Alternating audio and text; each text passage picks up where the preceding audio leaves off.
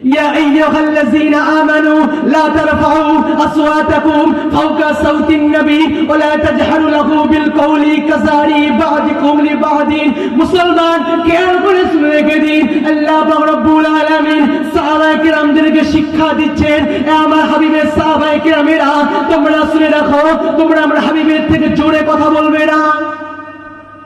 যেমন করে তোমরা নিজেদের মধ্যে কথাবার্তা বলো নিজেদের ভিতরে আলাপচারিতা করো খবরদার আমার হাবিবের সঙ্গে এরকম করে কথাবার্তা বলবে না